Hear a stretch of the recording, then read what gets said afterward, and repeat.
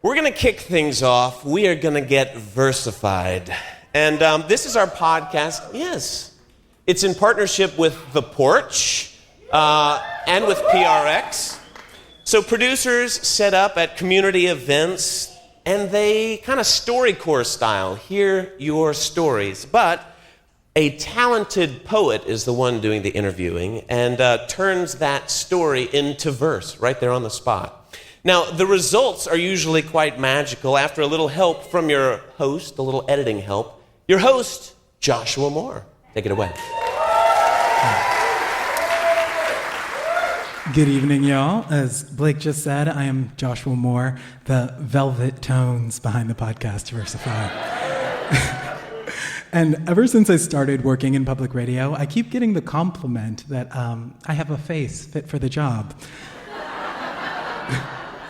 So when it came to putting Versify on stage, we figured it would be the best way we could hold your attention would be to give you something to help you see the story as well as hear it. And we thought what could be more engaging than seeing a couple of toddling 2-year-olds and babies on screen. But before we get to that, a little background. Tonight's story is one that Ben Groner told to Megan Leanne at a Nashville poet at a Versify event in Wedgwood, Houston. So I heard you have a story to tell. It's really the story of my twin brother and myself and how we came to exist. So taking it all the way back. Ben grew up in the Bayside city of Corpus Christi, Texas. The same city where his parents met by happenstance. It just so happened she had forgotten her Pepsi at home and stopped in the yacht club to get a drink. And the bartender said, "Why don't you talk to that nice man there?" She wasn't really interested or in the mood, but long story short, she finally did have a conversation with him, and the rest is history. What are your parents' names? My mom's name is Martha. Martha? And my dad's name is Eddie. What does your dad look like? I think he's very handsome. Yeah. That's Good to see where I got it from. No, I'm kidding. He had bright blue eyes and great hair.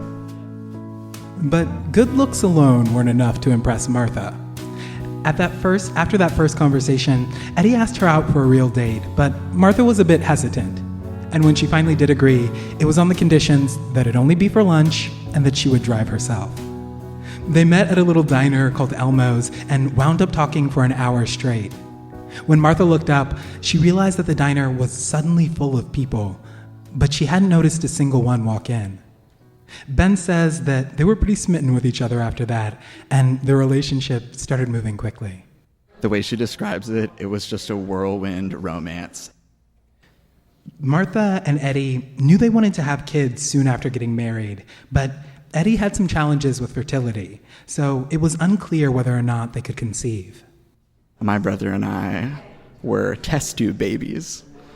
As my mom likes to say, it wasn't the fun way. Yeah. So has that shifted the way that you view parenthood or childbearing or anything like that? Yeah, I mean, on the one hand, I would say that I think my mom did such an amazing job, like raising us by herself, raising 2 kids, having to work. Go ahead. So your father, did he pass away?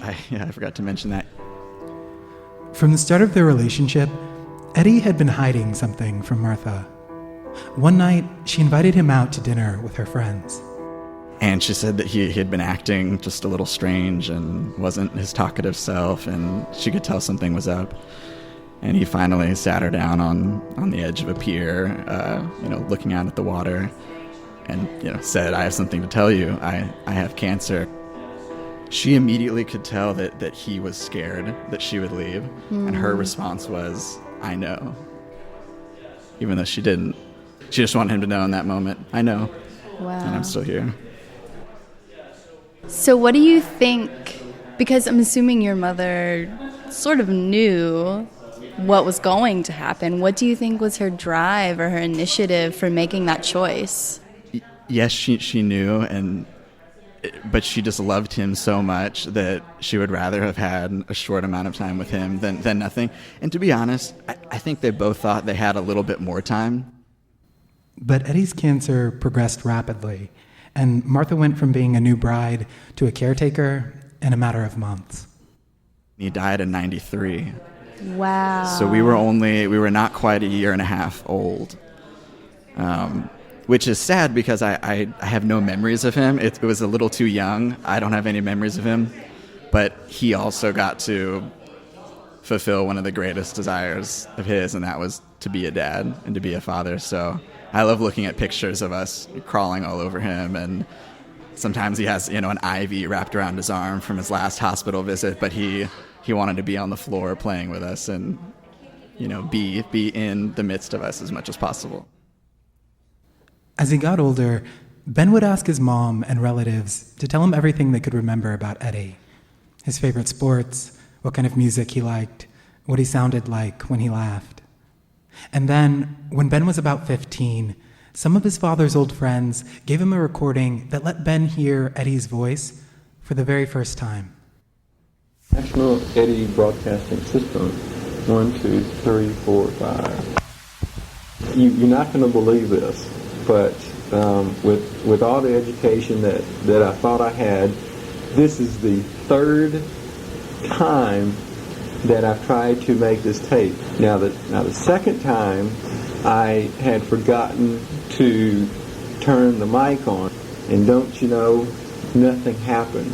Other than that, I wanted to say howdy and wish you the very, very best. Thanks again. Bye.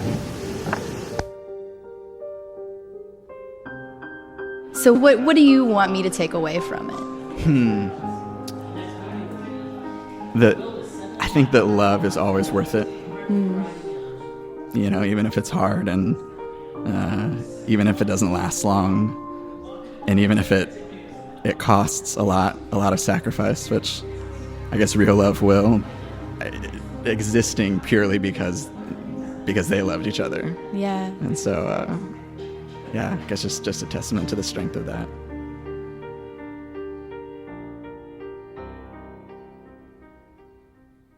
Ladies and gentlemen, please welcome to the stage poet Megan Leanne and composer Alicia Enstrom.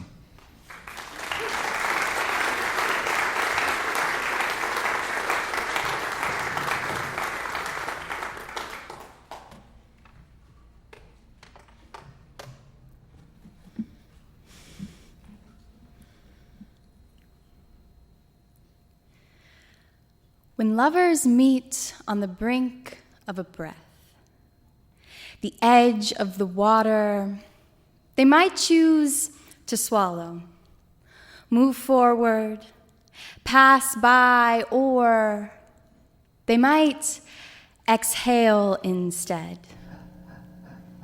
They might say yes. 1989 and watering lips were the asking. The curious pair, unaware of how heavy the answer may be still. Palms upturned, they said, hello. Maybe it was the ocean beneath the dock, roaring to unearth a miracle. Maybe the salt of Texas sweat, or the curl of each other's mouths. What is certain, they were both hungry, both living and both dying, though one with tighter grip. It wasn't the fun way, it never is. These hearts, how they bend into each other, all of that tough and pulse and muscle. And now, when we say grace, we might try speaking up, using both lungs. What unlikely gifts they are.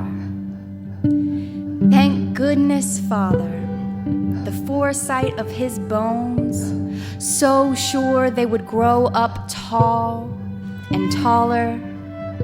Doubled flesh of his flesh, shining eyes and soft mouths smiling even as he wilts into the earth. And thank goodness, Mother, belly of steel, how she always knew her body was meant for more than a Pepsi, or shallow waters, was meant for more than a mediocre romance. And we might say, thank you for our blood, how it is warm and rushing, how these choices have been made for us, though the love be deep and drowning, it is always worth it. The giving in, the saying yes.